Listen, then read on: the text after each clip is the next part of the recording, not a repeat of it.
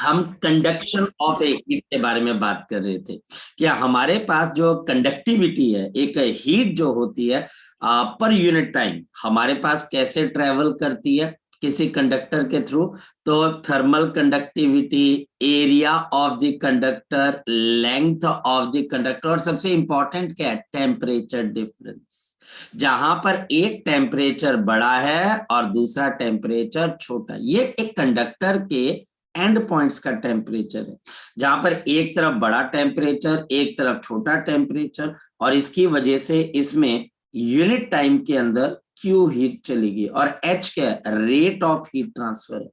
ये बार बार आपको मैं बताने की कोशिश कर रहा हूं, यहां पर एच हमारे पास क्या है, रेट ऑफ हीट ट्रांसफर है। This is not the heat transfer, this is the rate of heat transfer. यानी कि मेरे पास एक जगह से दूसरी जगह पे हीट ट्रांसफर हो जाएगी, इसको हम एच बोल देते हैं। और हमारे पास देयरफॉर एच किसके बराबर आ जाएगा, यानी कि कितनी हीट चली कितने टाइम के अंदर, ये डेल्टा टी टाइम है, ये T1 minus T2 temperature difference है। और हमारे पास कल मैंने एक और चीज बोली, और वो देखो कि हमारे पास यहाँ पर थर्मल रेजिस्टेंस क्या है। बताओ थर्मल रेजिस्टेंस क्या है, किसी बच्चे को पता लग रहा है थर्मल रेजिस्टेंस यहाँ पर क्या है? तो बिल्कुल थर्मल रेजिस्टेंस सर हमें पता लग रही है, एल अपॉन के इंटू ए, एल अपॉन के इंटू ए, एल अपॉन के इंटू ए, ये मेरे पास थर्मल रेजिस्टेंस है। इनकी यूनिट्स और इनकी डायमेंशन बेटा याद कर लेना, मेरे वर्ड्स को आप मार्क कर लेना। जो बच्चा सीरियसली मेरी बातों को फॉलो करता है, लिखता है, तो डेफिनेटली बच्चे 2 सालों के बाद वो बच्चा बोलता है कि सर जो जो आपने बोला था वैसा वैसा एग्जाम के अंदर आया, वैसी वैसी चीजें पूछी गई, ना इधर गई ना इधर गई चीज। एग्जैक्टली सर, सिर्फ हम उतना ही पढ़ के गए जितना आपने पढ़ाया था, हमने फालतू नहीं पढ़ा, हमने इधर उधर नहीं किया, लेकिन सर जो आपने पढ़ाया उसी में से आगे। सर हमको ना थर्मल रेजिस्टेंस की डायमेंशन पूछी गई थी, हाँ सर आपने लिखवा दी थी, या सर आपने बोला था निकालने के लिए, हमने निकाल ली थी।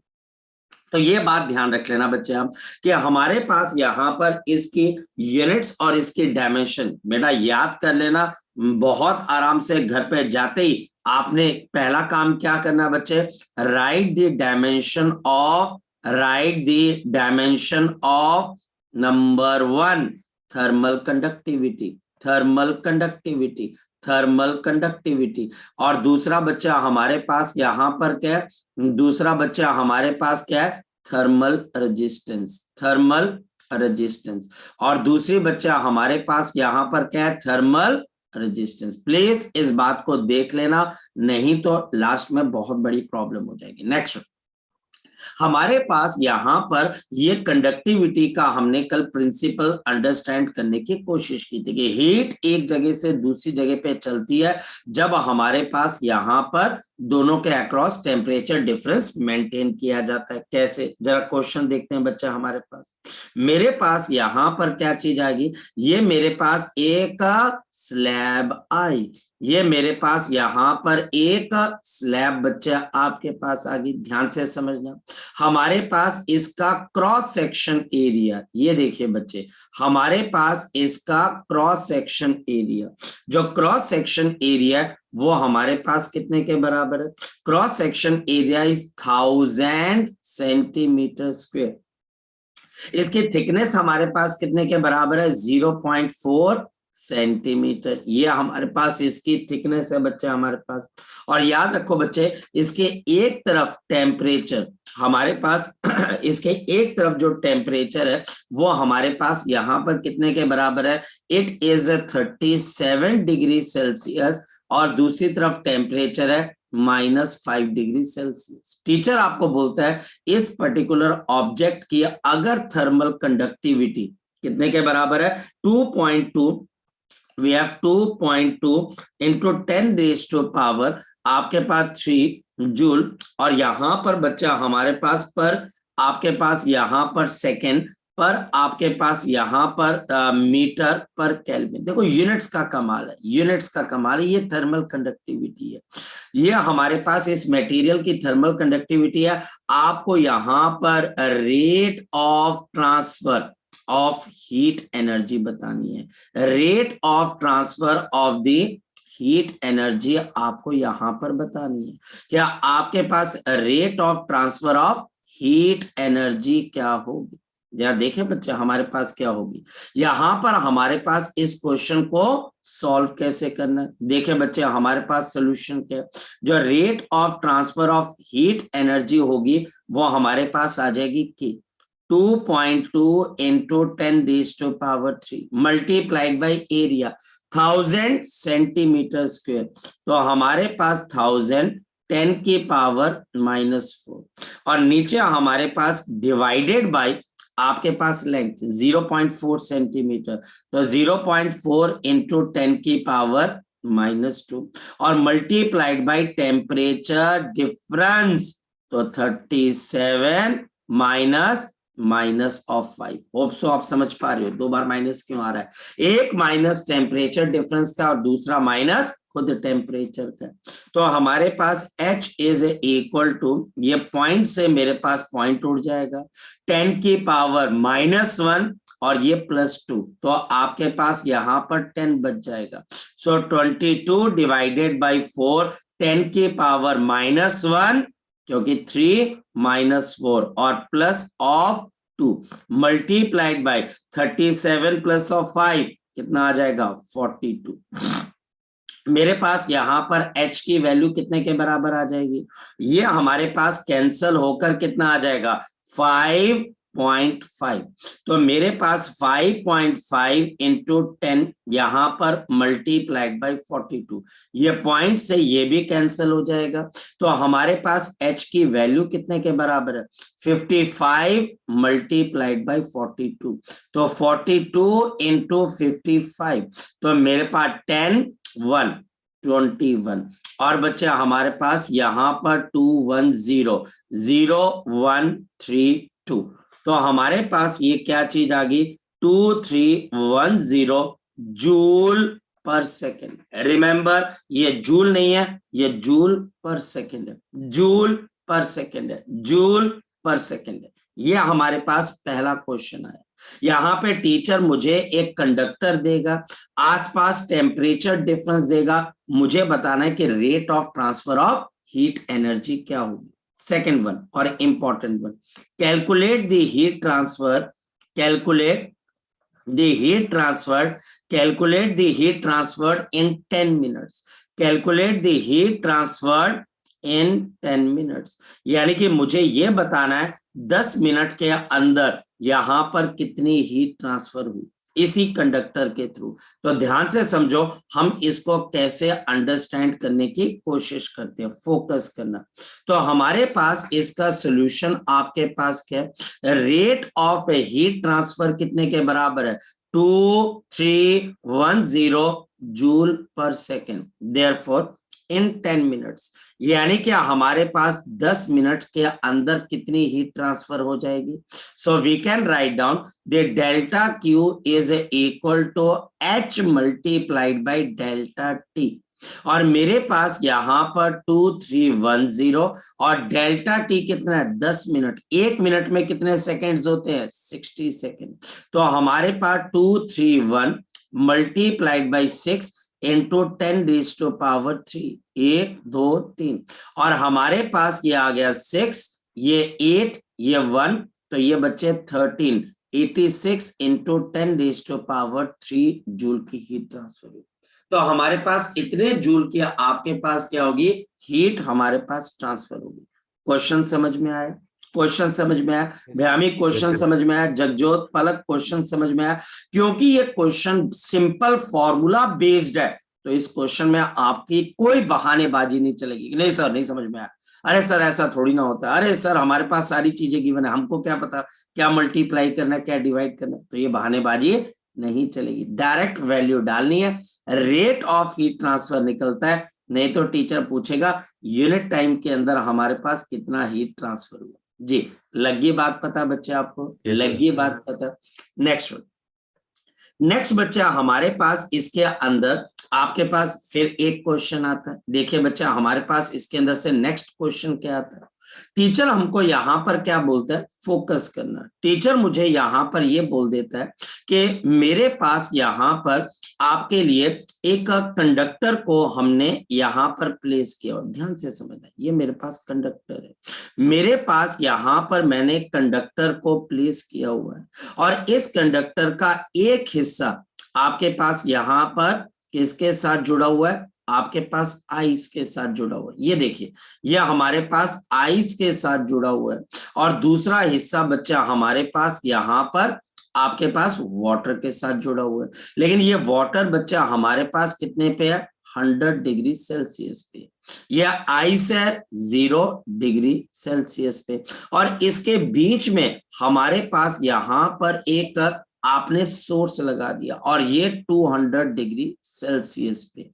ये वाला बच्चा हमारे पास रॉड का पार्ट 200 डिग्री सेल्सियस पे, ये बच्चा हमारे पास 200 डिग्री सेल्सियस के ऊपर है। अब हमारे पास क्या गिवन है, देखना ध्यान से समझना। Latent heat of the fusion, ये हमारे पास कितने के बराबर है, 80 कैलोरी पर ग्राम। ये बच्चा आइस की है। इसका मतलब क्या है, अगर आप 80 कैलोरी की हीट दोगे तो 1 ग्राम की आइस मेल्ट होगी। 80 कैलोरी की हीट दोगे तो 1 ग्राम की आइस मेल्ट हो जाएगी।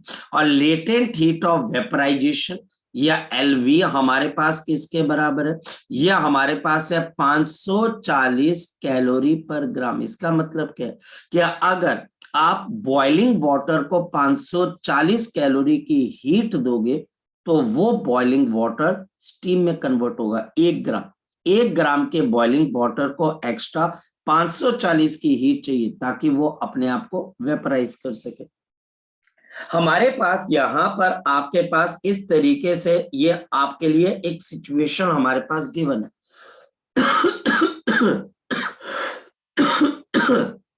अब हमारे पास क्या गिवन है कि ये हमारे पास 1.5 मीटर लंबी बच्चा हमारे पास यहाँ पर रॉड है आपके पास, और टीचर हमको बोलता है कि ये डिस्टेंस मेरे पास x है, ये डिस्टेंस मेरे पास x है। और टीचर मुझे क्या क्वेश्चन पूछ रहा है, ध्यान से समझना। कैलकुलेट दी जी, पार्थ बोलो बच्चे, कैलकुलेट दी डिस्टेंस x। हाँ बेटा बोलो। लेटेंट हीट ऑफ फ्यूजन बिल्कुल, ये गिवन भी और ये याद भी होनी चाहिए। ये गिवन है और ये याद भी होनी चाहिए। ये गिवन भी होती है, लेकिन अगर याद रहेगी तो ज्यादा बेटर रहेगा। यानी कि अब आपको ये याद भी करनी पड़ेगी। ठीक है ठीक है, तो ये याद रह जाए तो ज्यादा बेटर है, वैसे गिवन होती है। Calculate the distance x, x यहां पर आपको ये डिस्टेंस x निकालना है of the rod, of the rod बच्चा हमारे पास। और ये किस कंडीशन के अंदर बच्चा हमारे पास क्या आ जाती है, so that the mass of the ice melt, so that the mass of the ice melt, mass of the ice melted is equal to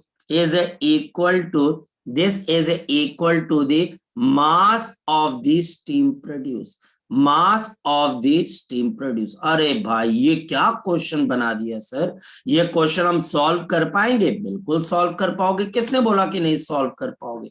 बिल्कुल ढंग से आप सॉल्व कर पाओगे। पर होगा कैसे सर? हमारे पास सबसे पहले बच्चे अब सिचुएशन पूरी तरह से कंप्लीट हो गई है। मेरे पास इस रॉड के एक पॉइंट को 200 डिग्री सेल्सियस का टेम्परेचर दिया जा रहा है। यहां से हीट आपके पास बॉइलिंग वाटर की तरफ को चलेगी, जाएगी कि नहीं जाएगी? बिल्कुल जाएगी। यहां से हीट आपके पास आइस की तरफ को जाएगी, ये हीट जाएगी कि नहीं जाएगी? बिल्कुल जाएगी। यहां से हीट आपके पास मान लो Q1 चली गई, यहां से हीट आपके पास Q2 चली गई, लेकिन ये हीट करेगी क्या?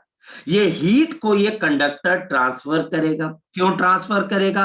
क्योंकि इस कंडक्टर का ये एंड 200 डिग्री सेल्सियस पे है और ये एंड कितने डिग्री सेल्सियस पे है? 100 डिग्री सेल्सियस पे। इसकी वजह से हीट ट्रांसफर होगी। और हमारे पास यहां से हीट क्यों ट्रांसफर होगी? क्योंकि ये मेरे पास 200 डिग्री सेल्सियस है और ये आइस का टेम्परेचर कितना है बच्चे हमारे पास? 0 डिग्री सेल्सियस। तो सबसे पहले बच्चे हम rate of conduction of heat निकालते हैं, rate of conduction of heat. और ये बच्चे हम यहां पर निकाल रहे हैं आपके पास Q1 divided by time t। ये हीट चली क्यों? तो आप बोलोगे जी ये रॉड है, जिस रॉड की थर्मल कंडक्टिविटी के है, एरिया ए है, सर इसकी लेंथ हम x ले रहे हैं क्योंकि आपकी हीट यहां से यहां जा रही है, और टेम्परेचर डिफरेंस है। कितना टेम्परेचर डिफरेंस है? 200 माइनस ऑफ आपके पास 100 डिग्री सेल्सियस। ये सर हमको समझ में आता है। और दूसरा बच्चा हमारे पास हीट कहाँ जा रही है? दूसरी हीट आपके पास कहां पर पहुंच रही है? 200 से 0 की तरफ। तो सर थर्मल कंडक्टिविटी की है एरिया ए। अब लेंथ कितनी है? रॉड की ये लेंथ कितनी है? 1.5 माइनस ऑफ एक्स। तो 1.5 माइनस ऑफ एक्स और मल्टीप्लाइड बाय आपके पास ये टेम्परेचर कितना है? 200। ये टेम्परेचर कितना है? 0। तो 200 degree Celsius minus 0 degree Celsius. जी पार्थ बोलो बेटा। हमने T2 200 पे लिया।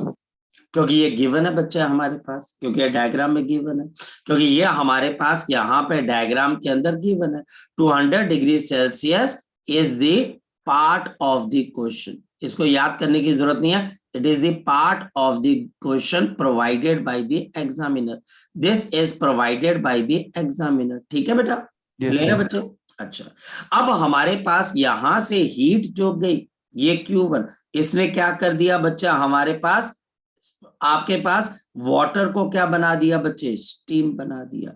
और ये जो हीट ट्रांसफर की इस रॉड ने, ये वाली जो हीट ट्रांसफर की, इसने आइस को आपके पास क्या कर दिया बच्चे? मेल्ट कर दिया। अब आगे चलते हैं, वो क्या क्या बोल रहे हैं कि यहां पर हमारे पास mass of the ice melted is equal to mass of the steam produce.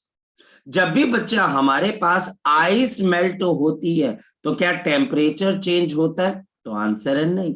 आपको जो भी हीट मिलती है Q1, उससे बच्चे आप क्या करते हो? मास of the ice melted multiplied by latent heat of fusion.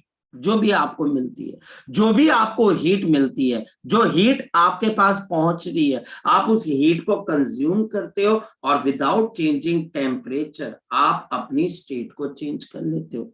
तो जो Q2 आपके पास, सॉरी ये Q1 है, ये Q2 है, जो Q2 हीट आपके पास पहुंची, आइस ने वो हीट को कंज्यूम किया और अपनी स्टेट को क्या कर दिया? चेंज कर दिया। तो हमारे पास यहां पर ये Q2 की वैल्यू किसके बराबर है? तो Ka divided by 1.5 minus of X multiplied by ये बच्चा हमारे पास यहां पर 200 minus 0 200 is equal to mass of the ice multiplied by latent heat of fusion. कितने के बराबर है? This is equal to 80। ये मेरे पास इक्वेशन नंबर 1 आ गई। इसी तरीके से बच्चा हमारे पास वहां पर स्टीम प्रोड्यूस हो रही है। ये हीट को जैसे ही आपके पास मिली, तो जो भी आपके पास हीट आपके पास पहुंची, इस वाटर ने इस हीट को कंज्यूम करके क्या बना दिया? स्टीम। इस हीट को उसने कंज्यूम किया और स्टीम बन गई बच्चे हमारे पास। तो हमारे पास यहां पर Q1 आपके पास क्या है? मास ऑफ द वाटर जो कि स्टीम बन रही है इनटू लेटेंट हीट ऑफ आपके पास वेपराइजेशन। अब हमारे पास यहां पर Q1 की वैल्यू किसके बराबर है? Ka divided by x। 200 minus 100 तो multiplied by 100 is equal to mass of the, जो भी बच्चा हमारे पास यहां पर स्टीम प्रोड्यूस हो रही है, mass of the steam produce हो रही है multiplied by latent heat of vaporisation. कितने के बराबर है? 540 के बराबर है। ये हमारे पास कौन सी इक्वेशन आ गई बच्चे? सेकंड इक्वेशन आ गई। इन दोनों इक्वेशन के अंदर से हमको एक और चीज गिवन है, और वो क्या है बच्चे? The mass of the ice melted, mass of the ice melted is equal to mass of steam produce, is equal to mass of the steam produce. यानी कि ये वाली इक्वेशन और ये वाली इक्वेशन में ये दोनों मासेस बराबर है, गिवन है, मैं अपनी मर्जी से नहीं ले रहा हूं। तो अब हम इन दोनों इक्वेशंस को आपस में इक्वेट कर देते हैं। भैया करो equate. KA 1.5 minus of x multiplied by, आपके पास यहाँ पर 200 इज इक्वल टू, बच्चा हमारे पास यहाँ पर 200 is equal to mass m into 80, KA upon x into 100 is equal to mass multiplied by 540। अब दोनों जगहों पर मेरे पास मास क्या हो गया, सेम हो गया। ये गिवन है बच्चे, क्योंकि दोनों जगहों पर जो जो इस रॉड ने हीट दी, इन चीजों ने उसे हीट को पकड़ा और अपने आप को या तो स्टीम बना लिया और दूसरी तरफ से उसने अपने आप को क्या बना लिया, आपके पास आइस ने अपने आप को वाटर बना लिया। लेकिन ये कंडक्शन के थ्रू हीट गई है, ये कंडक्शन के थ्रू हीट गई है। अब इन दोनों इक्वेशन को अगर मैं डिवाइड कर देता हूं तो बताओ क्या हो जाएगा। इनको डिवाइड करते ही मेरे पास के ए से आपके पास के ए क्या हो जाएगा, कैंसिल हो जाएगा। तो मेरे पास यहां पर के ए और बच्चा हमारे पास 200 divided by 1.5 minus of x multiplied by के ए और ये x और यहां पर बच्चे 100 is equal to 80 divided by आपके पास 540। ये हमारे पास कैंसल, ये कैंसल होकर आपके पास 2 आ जाएगा और 2x into 540 is equal to 80 into 1.5 minus of x, 1.5 minus of x और हमारे पास यहां पर 0, आपके पास 8 और ये आ जाएगा बच्चे 10 और ये x इज इक्वल टू हमारे पास 15 इंटू 8 तो 0 और 4 तो ये 120। तो यहां पर वैसे आपके पास यहां पर ये 0 चल के आपके पास क्या हो जाएगा, 12 आ जाएगा। सो 12 माइनस ऑफ 80x, तो हमारे पास 1080x plus of 80x is equal to 12 और इसको सॉल्व करेंगे तो हमारे पास 0, 6 और ये 1 और 1 into x is equal to 12। तो हमारे पास यहां पर x की वैल्यू कितने के बराबर आ जाएगी, 12 डिवाइडेड बाय 1160 मीटर के आसपास। तो ये हमारे पास यहां पर x की वैल्यू आ जाएगी। याद रखना, हीट एंड थर्मोडायनेमिक्स हमारे पास एक ऐसी चीज है जिसके जो क्वेश्चंस होते हैं उन क्वेश्चंस के अंदर बहुत बहुत ध्यान रखना पड़ता है। ये क्वेश्चन कोई भी बच्चा पहली बार में अटेम्प्ट करता है उसको बहुत फोकस होके बच्चे इन क्वेश्चंस को करना पड़ता है और ये तभी आपके सिलेबस के लास्ट पोर्शन के अंदर है, ये शुरुआती दौर पे नहीं। यहाँ पर कई बच्चे जो आईसीएसई बोर्ड के हैं उनको यहाँ पर थोड़ा सा एडवांटेज मिलता है क्योंकि 10th क्लास के अंदर उसने इन क्वेश्चंस को कर रखा होता है। पर जो सीबीएसई वाले बच्चे, उन सीबीएसई वाले बच्चों को यहाँ पर बहुत सोच समझ के काम करना पड़ता है। एक, क्या हमारे पास ये क्वेश्चन ऐसा मत समझना कि ये क्वेश्चन आपके 2 स्टेप में आ जाएगी, देयर इज नो शॉर्टकट। जो करना है वो होना है, उतने स्टेप्स के अंदर होना है। यहाँ पर आपको दिमाग लगाना है, हीट हमारे पास एक क्वांटिटी है, उस हीट को बच्चे एक रॉड कंडक्ट कर रही है और एक आपके पास वाटर कंज्यूम कर रहा है और एक स्टीम कंज्यूम, आपके पास एक आइस कंज्यूम कर रही है इस रॉड से चल के।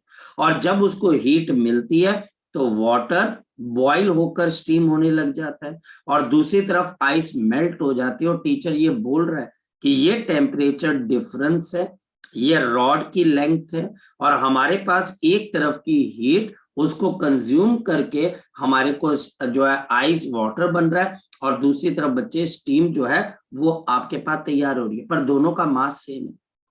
तो हम सिंपल कंडक्शन के फॉर्मूले के साथ पहले लिखा हुआ फॉर्मूला, अब कोई ऐसा बच्चा है जिसने पहली क्लासेस मिस कर दी है अब वो ये एकदम से क्वेश्चन नहीं उठा पाएगा वो बच्चा यहाँ पर क्वेश्चन नहीं उठा पाएगा, उसको लेटेंट हीट का मतलब ही नहीं पता। आपको लेटेंट हीट और वेपराइजेशन नहीं पता, हम क्यों कर रहे हैं हमको पता ही नहीं कि टेम्परेचर क्यों नहीं चेंज हो रहा, क्योंकि ये चीज हम पहले कर चुके हैं कि अगर कोई स्टीम आपके पास तैयार होती है तो वहां पे टेम्परेचर चेंज किए बगैर क्या होता है, स्टेट चेंज हो जाती है। तो यहाँ पर अब हम कॉन्सेप्ट्स को मिलाने की कोशिश कर रहे हैं, यहाँ पर बच्चे अब हम कॉन्सेप्ट्स को मिलाने की कोशिश कर रहे हैं। इस बात का ध्यान रखना, हम कॉन्सेप्ट्स को रिलेट कर रहे हैं आपके पास। नेक्स्ट कॉन्सेप्ट, अब बच्चे हमारे पास इसके बाद नेक्स्ट कॉन्सेप्ट क्या आ जाता है, the concept of the rods, the concept of the rods, the concept of the rods. ये रॉड्स के कॉन्सेप्ट वाले क्वेश्चन भी आपको बहुत नजर आएंगे। इसमें होगा क्या बच्चे, हमारे पास यहां पर टीचर क्या करेगा, ये हमारे पास जो टीचर है, ये हमारे पास यहां पर इस तरीके से, ये बच्चे जो हमारे पास टीचर हमारे पास क्या करेगा, ये डिफरेंट डिफरेंट रॉड्स को आपस में मिला देगा, ऐसे करके ये मिला दिया। ये 3 रॉड्स है, 4 हो सकती हैं, 5 हो सकती हैं, 5 भी हो सकती हैं। तो कॉन्सेप्ट ऑफ रॉड के अंदर बच्चे हमारे पास वो पॉइंट जहां पर ये तीनों रॉड्स आपस में मिल रही है, दिस इज कॉल्ड जंक्शन। ये बच्चा हमारे पास यहाँ पर जंक्शन होगा। अच्छा सर, इसमें क्वेश्चन कैसे आते हैं, मैं बताता हूं क्वेश्चन कैसे आते हैं। यहां पर मेरे पास एक टेम्परेचर आ गया 100 डिग्री सेल्सियस, टीचर आपको प्रोवाइड करेगा। यहाँ पे टेम्परेचर आ गया 80 डिग्री सेल्सियस, ठीक है। यहाँ पे टेम्परेचर आ गया 10 डिग्री सेल्सियस, और टीचर बोलेगा इस जंक्शन का टेम्परेचर क्या। जो ये वाली रॉड है बच्चे, इसकी लेंथ L, आपके पास इस रॉड की लेंथ 2L है, और इस रॉड की लेंथ मेरे पास L है, ये टीचर प्रोवाइड करेगा। यहां पर इसका एरिया मेरे पास A है, इसका एरिया मेरे पास 2A है, और इसका एरिया मेरे पास यहां पर 3A के बराबर है, ये भी टीचर प्रोवाइड करेगा। एरिया कौन सा, जिसमें से हीट फ्लो कर रही है, थर्मल कंडक्टिविटी। यहाँ पे टीचर बोलेगा जी इसकी थर्मल कंडक्टिविटी की है, इसकी थर्मल कंडक्टिविटी मेरे पास 2K है, और इसकी थर्मल कंडक्टिविटी बच्चा हमारे पास K के बराबर। और टीचर बोलेगा जंक्शन का टेम्परेचर बताओ, calculate the temperature of the junction, calculate the temperature of the junction. आपको टेम्परेचर बताना है, किसका बच्चे, जंक्शन का। अब ये क्वेश्चन करना कैसे है मैं समझाता हूं, एक दिमाग लगाकर बताओ बच्चे, हीट हमारे पास कहां से कहां की तरफ को फ्लो करेगी। ये 100 डिग्री सेल्सियस है, ये 80 डिग्री सेल्सियस है, ये 10 डिग्री सेल्सियस है। तो हमारे पास यहां से हीट इस तरफ को चलेगी, ये हीट यहां की तरफ को चलेगी, और ये हीट यहाँ की तरफ को चलेगी। पहले तो इस बात के ऊपर आपको बड़ा ध्यान रखना पड़ेगा कि हमारे पास हीट कहां से कहां की तरफ को चलेगी। हमारे पास ये हीट आपके पास इस तरफ को चलेगी, और ये हीट बच्चे जो हमारे पास यहाँ पर चल रही है, ये हमारे पास इसलिए क्योंकि ये दोनों हायर टेम्परेचर है और ये लोअर टेम्परेचर है। नंबर 1, जो यहां से हीट चली बच्चे वो हमारे पास Q1 है, जो हीट यहाँ पर चली वो Q2 है, और यहां पर जो हीट जाएगी वो मेरे पास Q3। ये बात आपको समझ में आना चाहिए, हीट चलती क्यों, क्योंकि यहां पर टेम्परेचर ऑफ जंक्शन मान लो कि मेरे पास T डिग्री सेल्सियस है। अब ध्यान से समझना, रॉड नंबर 1 के लिए आपके पास हीट कितनी चली बच्चे, तो हीट जो हमारे पास Q1 चली, थर्मल कंडक्टिविटी के एरिया A, लेंथ L, और temperature difference 100 minus of T, क्योंकि जंक्शन और यहां पर इसके स्टार्टिंग पॉइंट का टेम्परेचर डिफरेंस 100 माइनस T है। रॉड नंबर 2 में से कितनी हीट चल रही है बच्चा हमारे पास, बताओ शाबाश। ये मान लो Q2 के बराबर है। अब कोई बच्चा बता सकता है Q2 किसके बराबर है, तो आप बोलोगे जी थर्मल कंडक्टिविटी की है, एरिया 3A है, लेंथ मेरे पास L है, और temperature difference 80 minus of T। ये मेरे पास इक्वेशन नंबर 1 है, ये इक्वेशन नंबर मेरे पास आगे 2। अब यही हीट आपके पास थर्ड रॉड में से जा रही है, जब ये थर्ड रॉड के अंदर से जाएगी तो बताओ हीट कितनी ट्रांसफर हो रही है, Q3। तो आप लिखोगे जी थर्मल कंडक्टिविटी 2K है, एरिया 2A के बराबर है, लेंथ 2L है। अब टेम्परेचर डिफरेंस कितना है, तो यहां से हीट क्योंकि आगे जा रही है तो ये टेम्परेचर T है और ये 10 है, तो जल्दी बता दो आपका टेम्परेचर T -10। और हमारे पास ये इक्वेशन नंबर 3। नेक्स्ट, हमारे पास यहां पर क्या आ जाएगा, जो ध्यान से समझने वाली बात है कि एट जंक्शन, आपके पास जंक्शन के ऊपर क्या आ जाएगा, total incoming heat is equal to outgoing heat. Total incoming heat, जितनी हीट बच्चे इनकमिंग है, वो हमारे पास टोटल आउटगोइंग के बराबर है। ये बच्चा हमारे पास टोटल आउटगोइंग के बराबर है। इसका मतलब आपके पास क्या आ जाएगा, जो इनकमिंग हीट है जंक्शन की तरफ को जो आ रही है वो Q1 और Q2 है, और जो जंक्शन से दूर जा रही है वो Q3 है।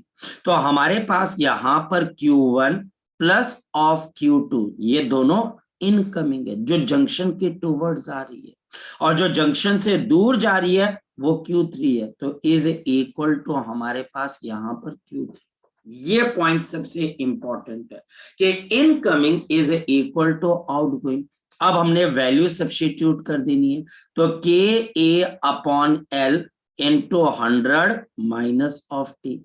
Q2 कितने के बराबर है, K into 3A upon L 80 minus of T, और Q3 कितने के बराबर है, तो हमारे पास कितना आ जाएगा 4KA अपॉन 2L और T माइनस ऑफ 10। के ए एल और के और एल कैंसिल, ये कैंसिल होके 2B आ जाएगा।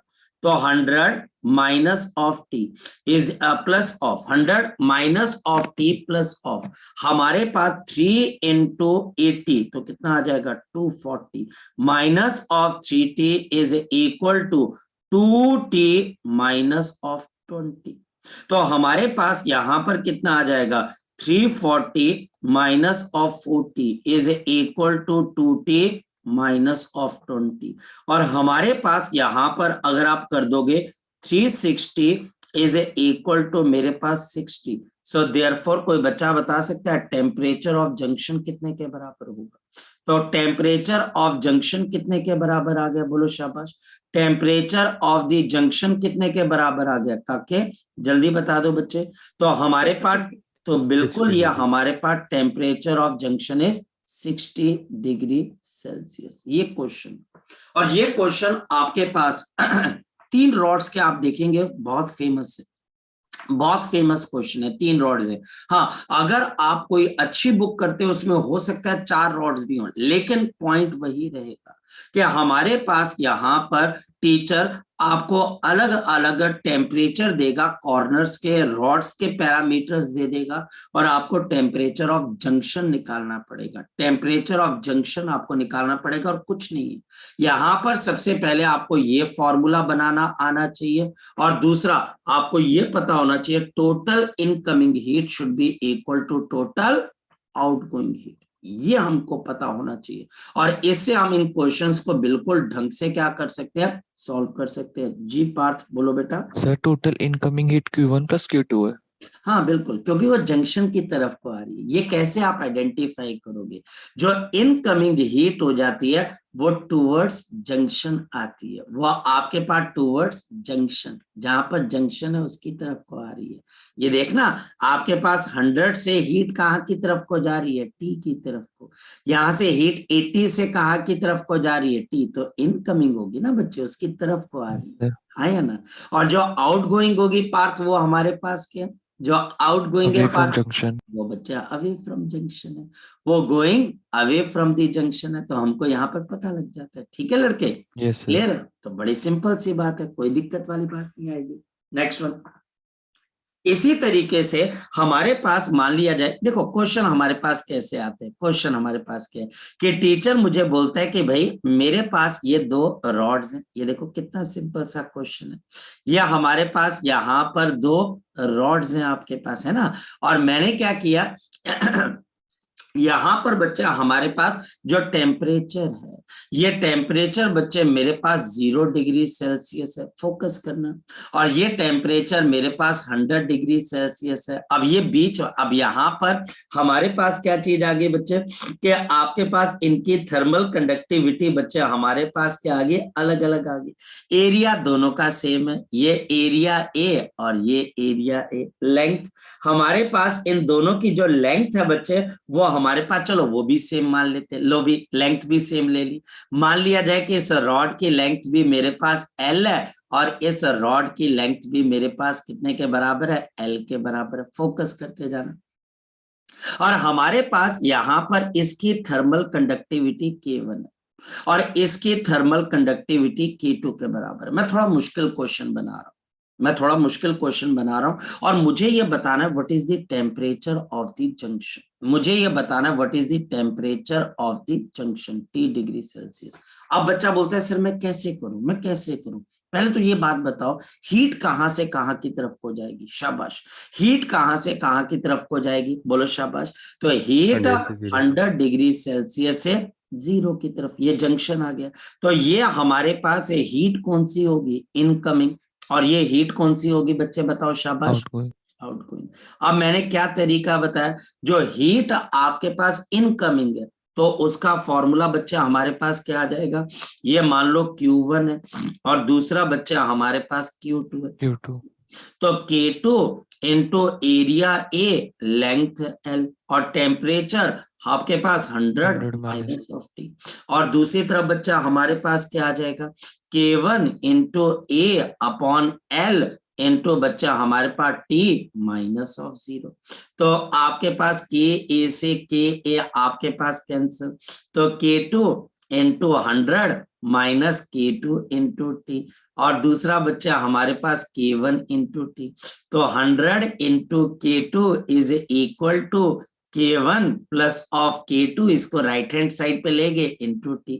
देयरफॉर बताओ टेम्परेचर ऑफ जंक्शन कितने के बराबर है, बताओ शाबाश। तो टेम्परेचर ऑफ जंक्शन किसके बराबर है, या हमारे पास आ गया 100 100 K2 upon upon K1 plus K2। लो जी। ये यार सर इतना आसान क्वेश्चन है, बिल्कुल। लेकिन ये भी ध्यान रखना, ये भी एक बात ध्यान रखना कि ये हमारे पास बहुत आसान क्वेश्चन है लेकिन इनकी प्रैक्टिस भी होनी चाहिए बच्चे। देखो मैं सिर्फ आपको ये बता सकता हूँ, प्रैक्टिस, आपका विजन बहुत स्ट्रांग होना चाहिए। आपका विजन छोटा मोटा नहीं होना चाहिए, बहुत स्ट्रांग और बहुत बढ़िया विजन होना चाहिए कि यार आज के 2 साल के बाद मैं किसी अच्छे कॉलेज में पढ़ रहा हूँ, यानी कि मेरा दिल करता है कि मैं भी बच्चे किसी अच्छे मेडिकल कॉलेज में जाऊं, मैं भी चाहता हूं कि मैं किसी अच्छे इंजीनियरिंग कॉलेज के अंदर जाऊं, ठीक है। क्योंकि आपकी थिंकिंग मेजॉरिटी ऑफ स्टूडेंट से अलग होगी, तभी तो टॉप कर पाओगे। You have to be odd for number 1। जो नंबर 1 होता है वो ऑड नंबर होता है कि इवन नंबर होता है, बताओ, ऑड नंबर ऑड। होता है। और अगर ऑड की बात की जाए तो अगर हम बोलते हैं यार ये पर्सन बड़ा ऑड है, यानी कि अलग है, डिफरेंट। ऑड का मतलब ये होता है। तो इट इज वेरी वेरी आपके पास बच्चे सिंपल टू बी ऑड, ठीक है। अगर नंबर 1 है तो ऑड बनना पड़ेगा, दूसरे बच्चों की थिंकिंग से अलग चलना पड़ेगा, वो जिन क्वेश्चन को छोड़ के जाते हैं वो क्वेश्चन करने पड़ेंगे, सर खपाने पड़ेंगे, आपको बार बार क्वेश्चन करने पड़ेंगे, बार बार। जो भी मैं आपको ग्रुप के अंदर आपको मैसेज डालता हूं, जो भी उसकी बच्चे फटाफट प्रिंट आउट लेना पड़ेगा, उस प्रिंट आउट को स्टेपल करके कहीं पे लगाना पड़ेगा, उनके क्वेश्चंस ट्राई करने पड़ेंगे जब भी आपको करना पड़े।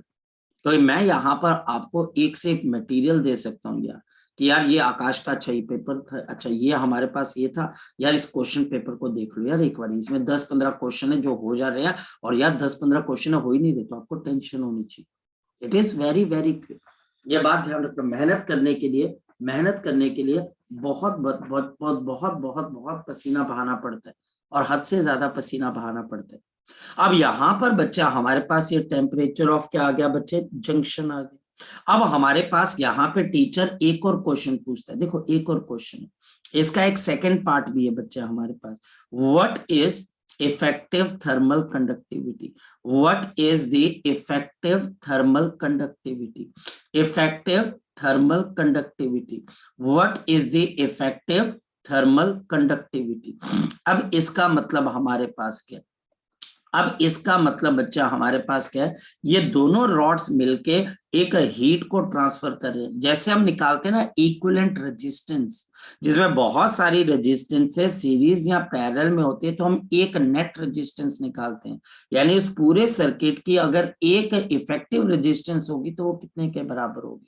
अगर वो पूरा का पूरा हमारे पास सर्किट एक रेजिस्टेंस देगा, इन सभी रेजिस्टेंस की जगह मैं उस सिस्टम को एक रेजिस्टेंस से रिप्लेस करना चाहूं तो वो क्या होगी।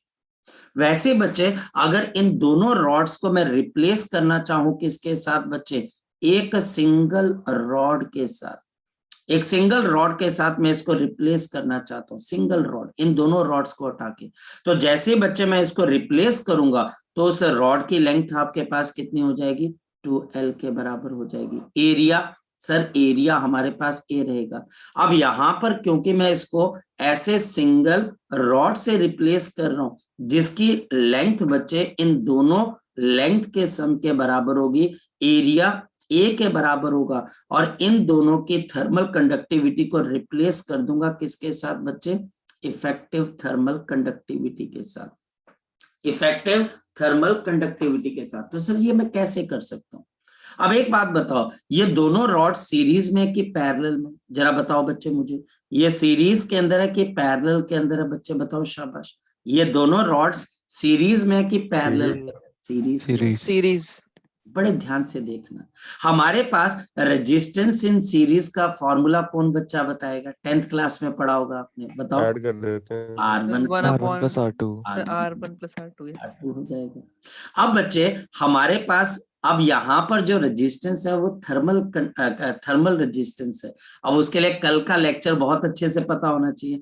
जैसे कि मैं रॉड 1 की बच्चे रेजिस्टेंस ले लेता हूं, तो ये बच्चे हमारे पास क्या आएगी, L divided by K1 into A, और इसी तरीके से दूसरे के L divided by K2 into A. Sir ये इतना आसान है, हाँ यार ये इतना आसान है, ये इतना आसान ही है। और इन दोनों ने मिलाकर एक ऐसी रॉड तैयार कर दी, दोनों रॉड्स जुड़ जाएंगी तो दोनों की लेंथ क्या हो जाएगी, 2L। तो रेजिस्टेंस जब सीरीज में जुड़ जाएगी, यानी कि ये दोनों रॉड्स को मैं एक रॉड मानूंगा, तो इनकी लेंथ डबल हो जाएगी बट एरिया ए ही रहेगा। तो यहाँ पर इसकी लेंथ 2L होगी, और यहाँ पर बच्चे थर्मल आपके पास कंडक्टिविटी के इफेक्टिव हो जाएगी, और एरिया आपके पास ए का ए ही रहेगा।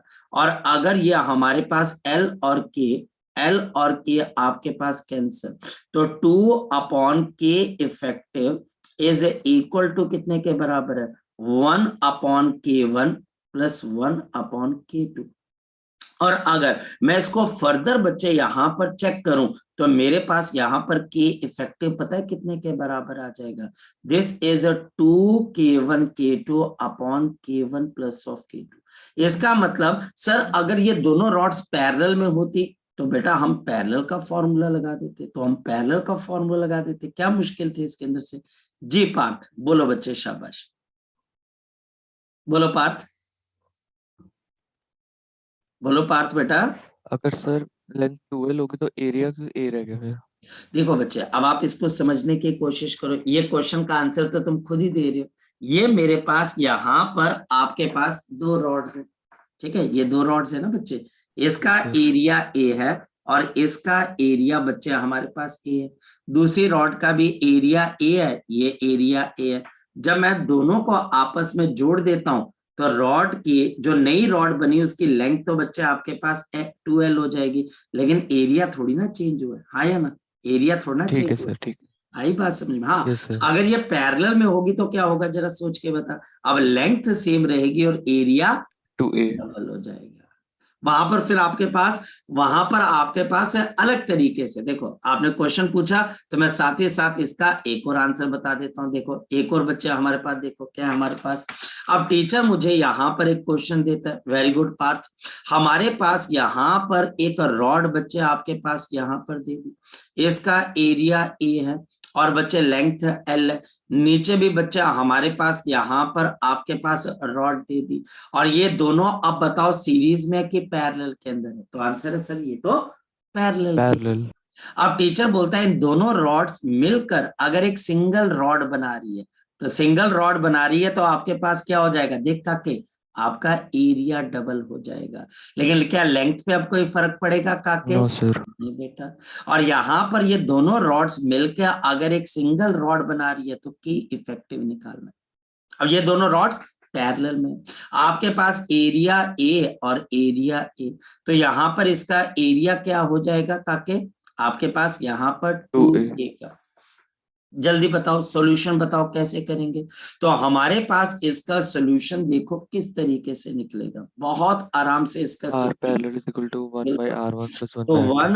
1/R effective is equal to 1/R1 plus 1/R2, और यहाँ पर 1/R effective।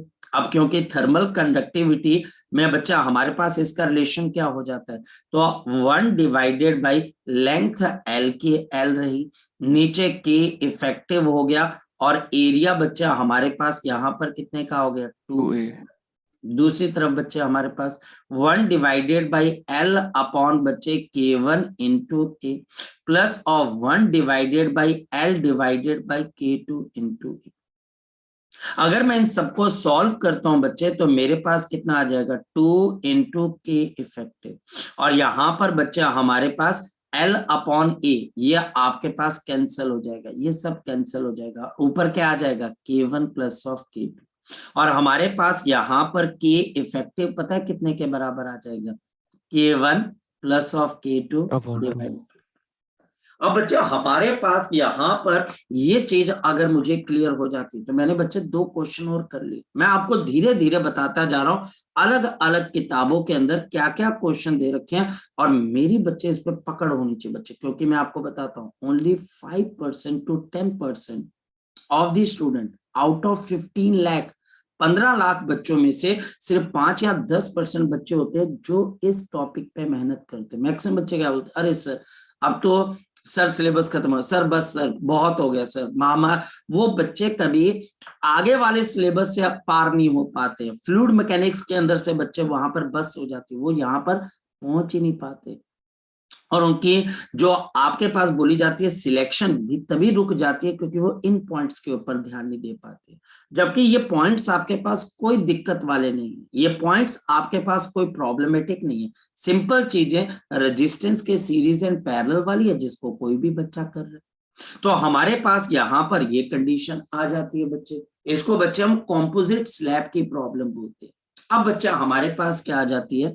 The application of the conductivity in day to day life, the application of the conductivity in day to day life, the application of the conductivity in day to day life. Number 1 बच्चे हमारे पास जो हमारे पास यहाँ पर cooking utensils होते हैं, cooking utensils बच्चे हमारे पास हो जाते हैं। उन कुकिंग यूटेंसिल्स का जो बेस होता है बच्चे वो हम कॉपर का कई बारी बना देते हैं बच्चे, कॉपर का हो तो बेस्ट है, वैसे मिलता नहीं है। लेकिन बच्चा हमारे पास जो उनका हैंडल होता है बच्चे, जो इन कुकिंग यूटेंसिल्स का हैंडल होता है वो हम किसका तैयार करते हैं बच्चे? वुड का तैयार करते हैं। बताओ ऐसा क्यों है बच्चे? क्योंकि वुड हमारे पास बैड कंडक्टर ऑफ हीट है, तो बच्चे उसको कुकिंग यूटेंसिल्स को पकड़ने में हमको आसानी होगी, और बेस कॉपर का है तो हीट जल्दी से क्या हो जाएगी बच्चे? आपके पास ट्रांसफर हो जाएगी। नंबर 2, इन विंटर्स जैसे आजकल विंटर्स चल रही हैं बच्चे, दे मेटेलिक हैंडल अपीयर्स मोर कोल्डर, दे मेटेलिक हैंडल अपीयर्स, ये ज्यादा अपीयर होता है बच्चे, अपीयर्स मच, आपके पास मच कोल्डर देन वुडन। बताओ ऐसा क्यों? देन आपके पास वुडन, ऐसा क्यों? अगर आप वुड की चीजों को हाथ लगाते हो और आप लोहे की चीज को हाथ लगाते हो तो लोहे की चीज ज्यादा ठंडी लगती है, ऐसा क्यों? क्योंकि बच्चा हमारे पास लोहा आपके पास एक कंडक्टर है, तो जैसे आप उसको पकड़ते हो तो आपकी बॉडी की हीट उसमें जानी शुरू हो जाती है, और वुड बच्चे बैड कंडक्टर है तो आपकी बॉडी की हीट उसमें नहीं जाती है, और बच्चा आपको वो थोड़ा सा कम ठंडा दिखाई देता है। लेकिन विंटर्स के अंदर थर्ड वन बच्चा हमारे पास एस्किमोस, जो बच्चा हमारे पास एस्किमोस होते हैं बच्चे, मेक देयर इग्लू, ये बच्चे अपने इग्लू को बनाते हैं बच्चे डबल, आपके पास डबल लेयर का बनाते हैं, आपको पता है इसके बारे में? जो हमारे पास ये इग्लू होता है बच्चे, उसकी एक दीवार नहीं होती है, उसकी दो दीवारें होती हैं। और रीजन क्या है बच्चे दो दीवार होने का? ताकि उसमें एयर ट्रैप हो सके। और अगर एयर ट्रैप होती है तो air is a bad conductor of the heat. तो जो हमारे पास हीट होती है बच्चे, वो हमारे पास एक जगह से दूसरी जगह पे ट्रांसफर नहीं होती है। और इसकी वजह से बच्चा हमारे पास क्या हो जाता है, आपके लिए वहां पर बच्चे सरवाइव करना इजी हो जाता है। ये भी एक पॉइंट मैं आपको बता देता हूं बच्चे, कि कभी भी एस्किमोस बच्चे इग्लू के अंदर नहीं रहते। तो बच्चे ऐसे कहाँ पे रहते हैं सर? वो जमीन के अंदर रहते हैं। तो एक्चुअल के अंदर इग्लू के अंदर भी बच्चे एक जगह बनाई जाती है जमीन के अंदर, यानी कि जमीन के अंदर वो 10 फुट का और गड्ढा खोदते हैं और वो उसके अंदर रहते हैं। लेकिन इग्लू की दीवारों को बच्चे वो डबल लेयर की बनाते हैं ताकि एयर ट्रैप हो सके। नंबर 4 बच्चा हमारे पास यहाँ पर क्या आ जाता है, दे आपके पास the birds in winter, the birds in winter, winter आपके पास क्या कर जाती है, trap the air, trap the air below their feathers, below their feathers, below their feathers या बिलो देयर विंग्स। आपको आपने कभी बच्चे सर्दियों के अंदर किसी पक्षी को या बर्ड को देखो बच्चे, तो उसकी बॉडी आपको सोलन नजर आए, वो अपनी बॉडी को थोड़ा सा सोलो कर जाते हैं, वो एयर को ट्रैप कर जाते हैं बच्चे, क्योंकि air is the bad conductor of the heat. Air बच्चा हमारे पास यहाँ पर bad conductor of the heat है, और जिसकी वजह से बच्चा हमारे पास हीट का ट्रांसफर होना क्या हो जाता है, मुश्किल हो जाता है। नंबर 5 बच्चा हमारे पास यहाँ पर क्या आ जाती है, द न्यू क्विल्ट। क्विल्ट पता है बच्चे किसको बोलते हैं? द न्यू क्विल्ट, क्विल्ट पता है किसको बोलते हैं बच्चे? बताओ शाबाश, किसको बोलते हैं? रजाई। रजाई। The new quilt is warmer than older one. बताओ ऐसा क्यों? ऐसा क्यों? ओल्डर, पुरानी से बच्चा हमारे पास नई गर्म क्यों होती है? क्योंकि उसमें ज्यादा एयर ट्रैप हो जाती है, उसके अंदर ज्यादा एयर ट्रैप हो जाती है, जो कि बच्चा हमारी बॉडी की हीट को निकलने से रोक देती है।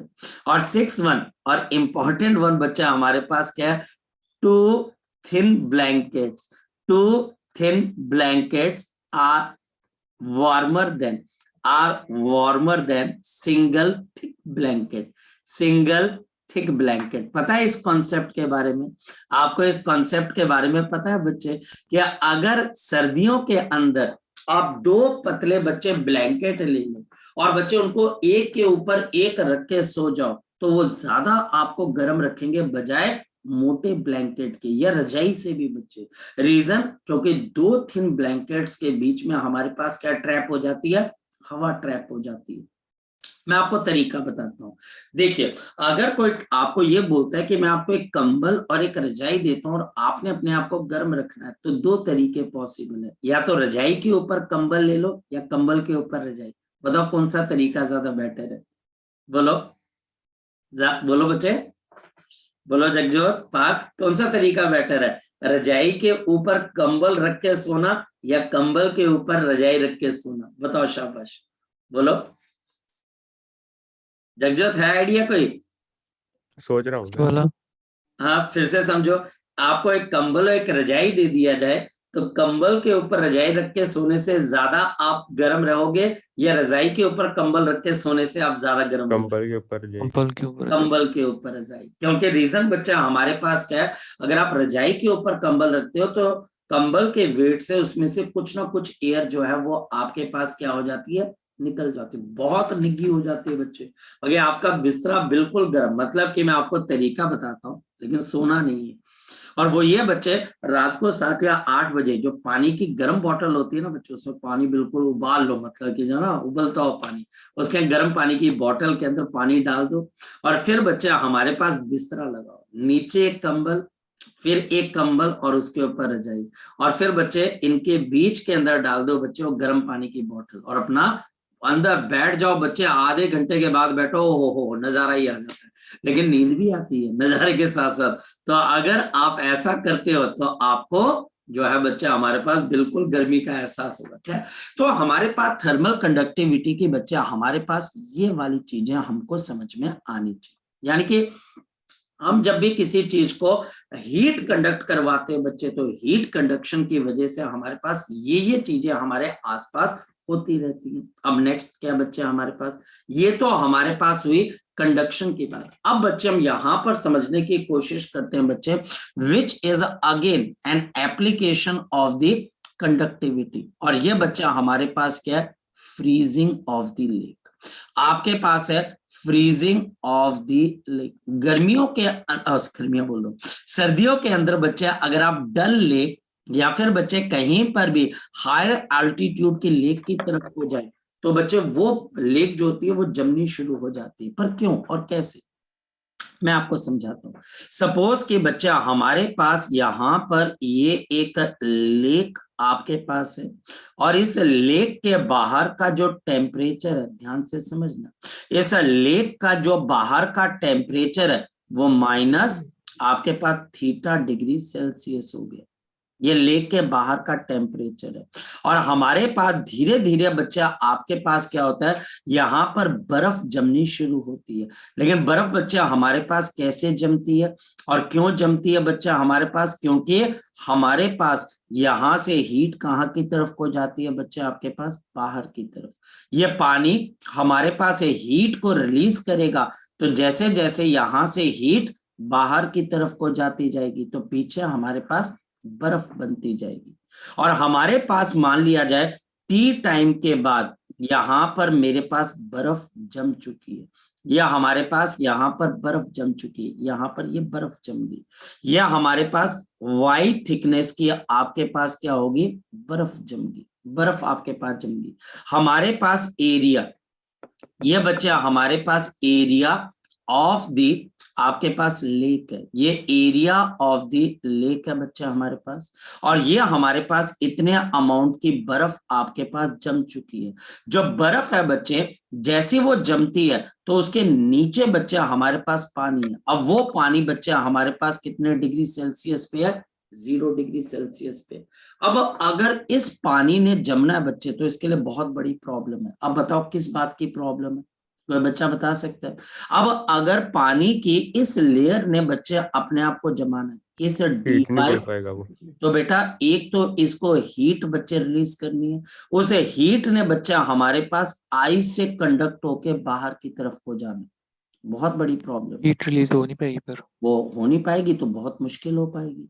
यानी कि ये जो आइस है बच्चे, ये वाई अमाउंट की जो आइस है बच्चे, ये ब्लैंकेट की तरह काम करेगी, ये ब्लैंकेट की तरह काम करेगी बच्चे, ब्लैंकेट की तरह, ये हीट को बाहर जाने ही नहीं देगी।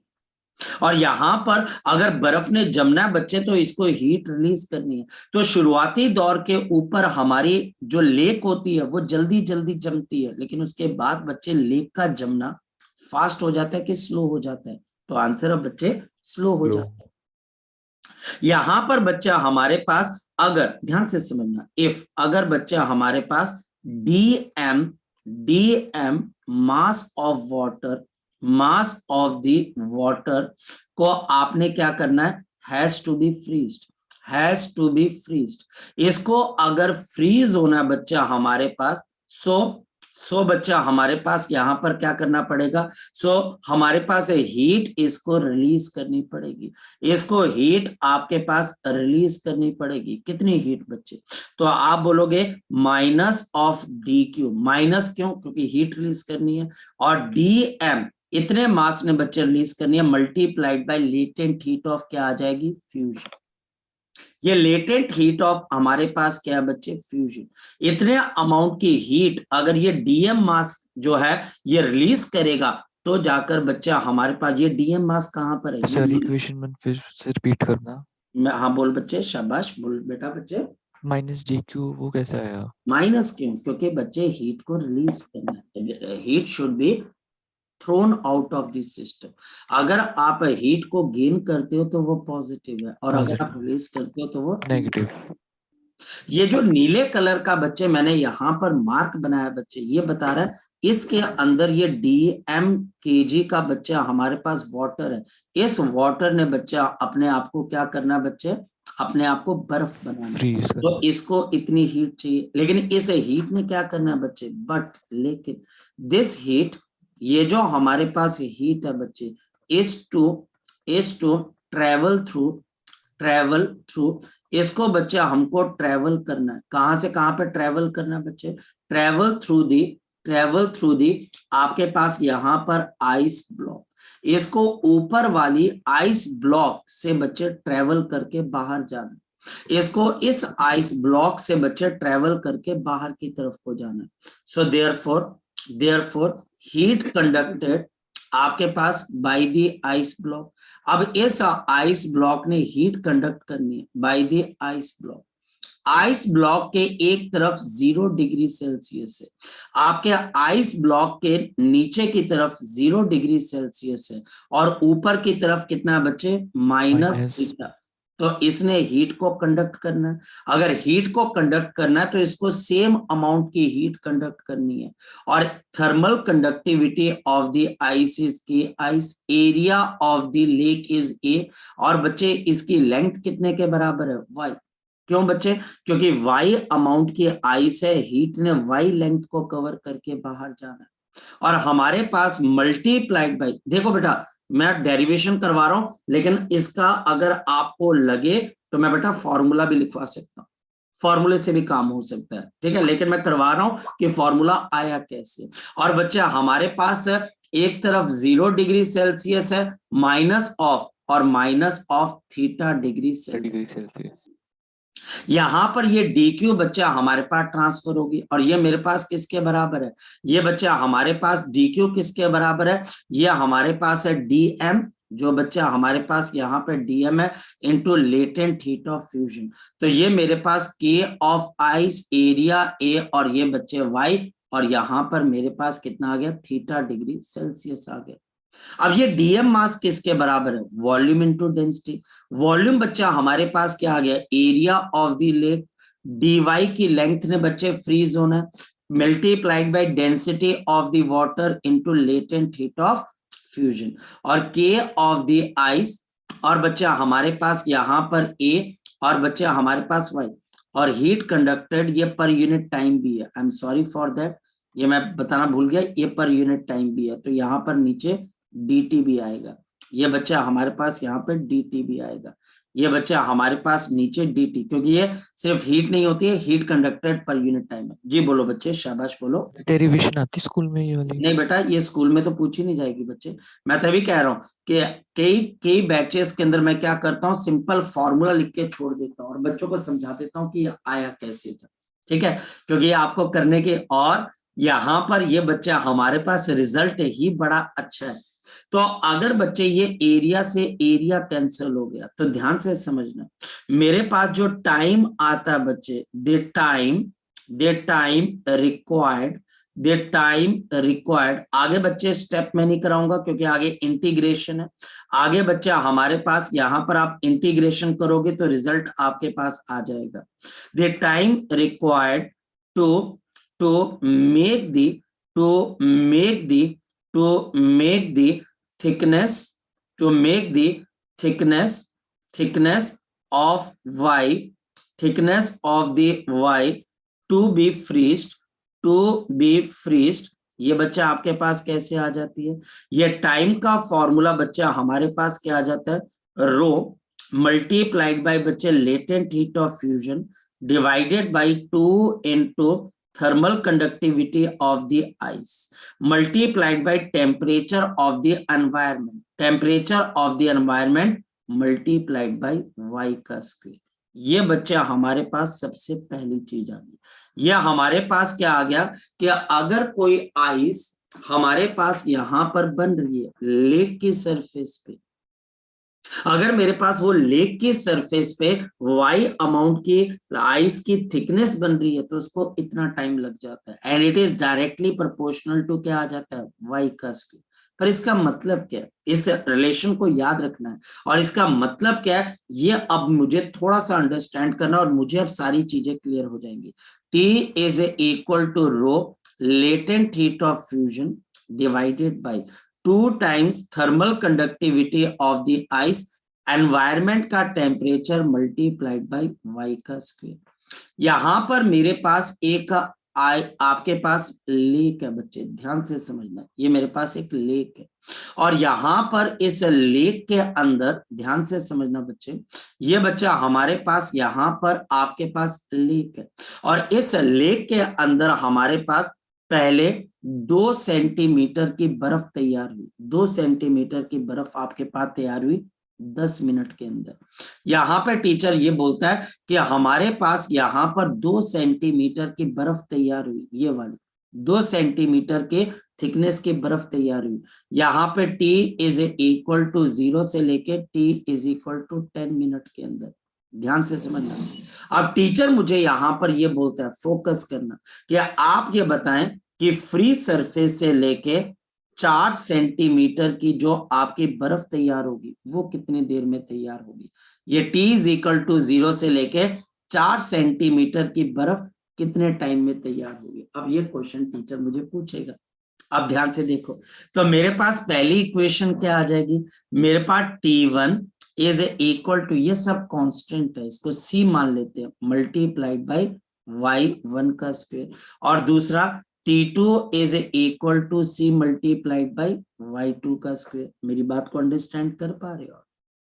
तो मेरे पास यहाँ पर T1 और T2, तो T1 by T2 is equal to y1 का स्क्वायर अपॉन नीचे क्या आ जाएगा, y2 का स्क्वायर। ठीक है, तो अब बच्चे मुझे T2 निकालना है, क्योंकि T1 बच्चे 10 मिनट्स है, तो 10 upon T2 is equal to 2 का स्क्वायर अपॉन 4 का स्क्वायर। तो जल्दी बता दो बच्चे, अब मेरे पास T2 की वैल्यू कितने के बराबर आ जाएगी, तो ये 16 मल्टीप्लाइड बाई 10 अपॉन 4, तो ये कैंसल होके 4, तो बताओ कितना टाइम लग गया बच्चे, 40 मिनट का। यानी कि बच्चे 40 मिनट का टाइम लग जाएगा आपके पास, लेकिन ये थिकनेस आप नाप कहां से रहे हो, फ्रॉम दी फ्री सरफेस, यानी कि फ्री सरफेस से आप इसकी थिकनेस को नाप रहे हो, तो 40 मिनट का टाइम लग जाएगा 4 सेंटीमीटर की बनाने के लिए। 2 सेंटीमीटर के लिए अगर 10 मिनट लग रहे हैं, तो बच्चे हमारे पास 4 सेंटीमीटर को बनाने के लिए बच्चे कितना लग रहा है, 40 मिनट लग रहा है। ये पहला कॉन्सेप्ट है, इसके ऊपर आपको ध्यान रखना है। इसी तरीके से अगर कोई टीचर बोलता है फ्री सरफेस से 10 सेंटीमीटर की मुझे क्या बनानी है, विड्थ बनानी है, तो कितना टाइम लगेगा, तो बच्चे ये भी हम बता देंगे, ये भी हम बता देंगे, कोई बहुत मुश्किल नहीं।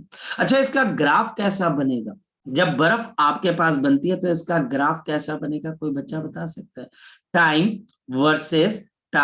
वर्सेस बच्चा हमारे पास यहाँ पर ग्रोथ ऑफ द आइस का ग्राफ कैसा बनेगा, बोलो शाबाश। पैराबोलिक, ये ग्रोथ ऑफ द आइस और ये टाइम टेकन टू फ्रीज, तो पैराबोलिक बच्चे, यानी कि जैसे जैसे बर्फ बनती जाएगी नेक्स्ट लेयर की बर्फ बनने में टाइम ज्यादा लगेगा। पहले तो टीचर ये पूछेगा।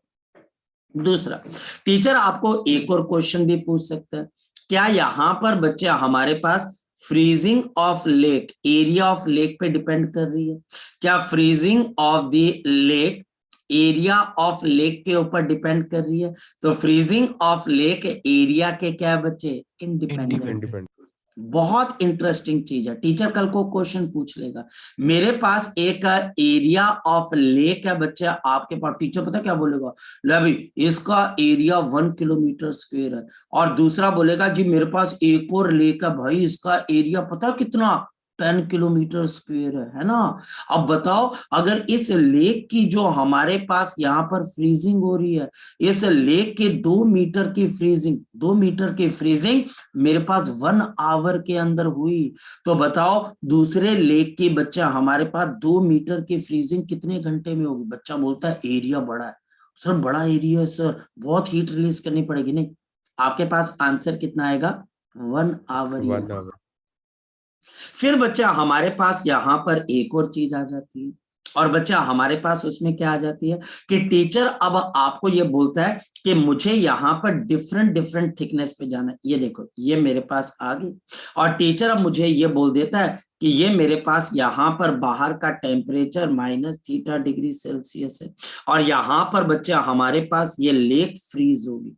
ये फ्रीज हुई बच्चा हमारे पास यहाँ पर y1 centimetre thickness T1 time के अंदर। तो टीचर मुझे बोलता है कि आप ये बताओ कि नेक्स्ट y2 बच्चा हमारे पास कितनी देर के अंदर फ्रीज हो जाएगा, या इन दोनों के बीच का टाइम डिफरेंस बता दो। अगर ये y2 थिकनेस बच्चा हमारे पास बन रही है t2 में, तो आपको यहां पर t2 माइनस t1 बताना है कि आपके पास टाइम इंटरवल कितना रहा इन दोनों की थिकनेस के अंदर। ये भी ध्यान रखना बच्चे, यानी कि आपको टाइम इंटरवल का डिफरेंस बताना है कि t2 माइनस t1 कितने के बराबर है। जहां पर पहले ये y1 हो चुकी है, पहला टाइम बच्चे यहां से यहां पर कैलकुलेट किया गया और दूसरा टाइम यहां से यहां पर कैलकुलेट किया गया।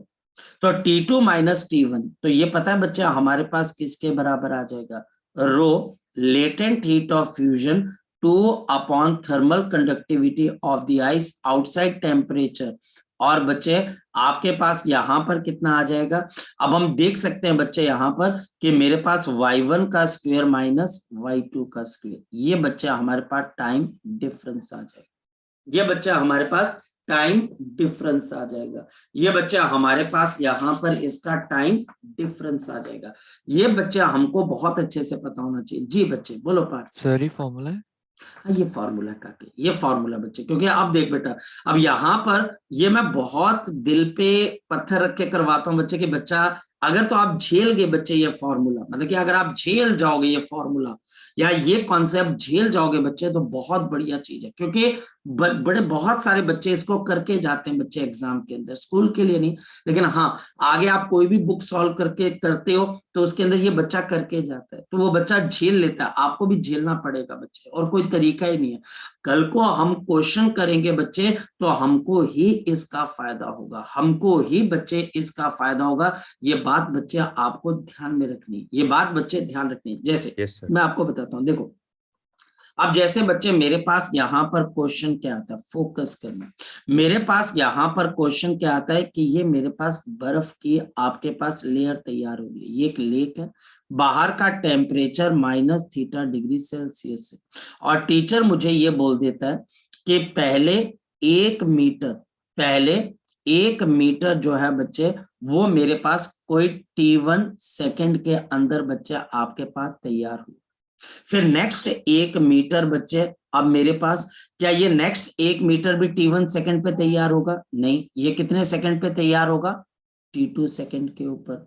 फिर नेक्स्ट 1 मीटर बच्चे बर्फ की कितने पे तैयार होगी, क्या वो नेक्स्ट बच्चा हमारे पास t2 पे तैयार होगी, नहीं, ये बच्चा हमारे पास t3 सेकंड पे तैयार होगी। अब टीचर देखो हमारे पास क्या बोलता है, ये बच्चा हमारे पास t1 यहां से लेके यहां तक का टाइम है, फोकस करना, और t2 पता है कौन सा टाइम है, यहां से लेके यहां तक का, और t3 बच्चा हमारे पास यहां से लेके यहां तक का टाइम है। यानी कि टाइम की शुरुआत अपर लेवल से हो रही है। तो अब टीचर इन तीनों टाइम इंटरवल्स की रेशियो पूछता है, तो ध्यान से समझना। t1 बच्चा हमारे पास यहां पर किसके प्रोपोर्शनल है, 1 मीटर का स्क्वायर। t2 बच्चे किसके प्रोपोर्शनल है, 1 + 1 यानी कि 2 का स्क्वायर। t3 किसके प्रोपोर्शनल है बच्चा हमारे पास, 1 + 1 + 1 यानी कि बच्चे 3 का स्क्वायर, एंड सो ऑन। तो हमारे पास यहाँ पे टाइम के रेशो कितने के बराबर है, 1:4:9 आपके पास यहाँ पर कितना आ जाएगा, आगे चलता रहेगा बच्चे, ये आपके पास आगे चलता रहेगा। आगे बच्चे हमारे पास 16 एंड सो ऑन, ये पहली चीज है। लेकिन अगर टीचर, अब ध्यान से समझना, लेकिन अगर टीचर मुझे टाइम इंटरवल की रेशो पूछ लेता है, ये तो पहला क्वेश्चन टीचर पूछेगा, टाइम इंटरवल की रेशो बच्चे, मतलब टीचर मुझे अगर पूछता है कि यहाँ पर एक तो चलो t1 रेशो और दूसरा बच्चे t2 माइनस t1 की रेशो, मेरी बात को समझ पा रहे हो, और t3 माइनस t2 की रेशो, ये कैसे निकालोगे बेटा, बहुत ध्यान देना पड़ेगा आपको इसमें से। अब बताओ इसकी रेशो आपके पास किसके बराबर आ जाएगी, तो 1:5, 3 4 - 1 3 4 - 1 3, क्योंकि ये बच्चे t2 माइनस t1 है।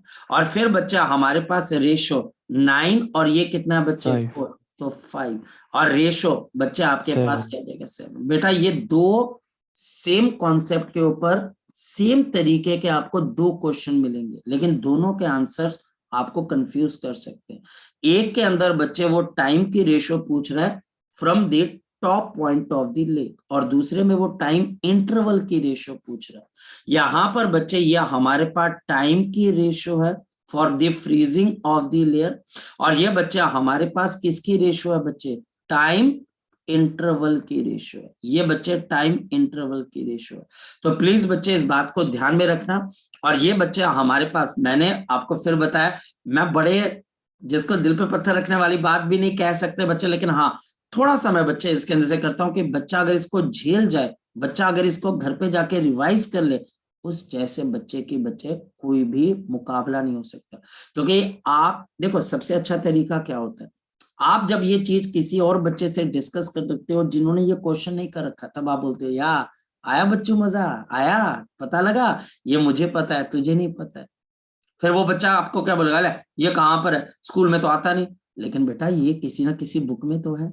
आप एररलेस बुक पढ़ोगे, यूनिवर्सल बुक पढ़ोगे, आप एचसी वर्मा करोगे, आप कोई और बुक करोगे, उसमें तो क्वेश्चन है। और वो क्वेश्चन बच्चे हमारे पास फिर किस में आते हैं, नीट के अंदर या जेई के अंदर। वहां पर आप थोड़ी ना बोलोगे कि यार टाइम इंटरवल की रेशियो ऑड नंबर में है, और बच्चे टाइम की रेशियो आपके पास 1:4:9:16:25 एंड सो ऑन। तो प्लीज इसको देख लेना।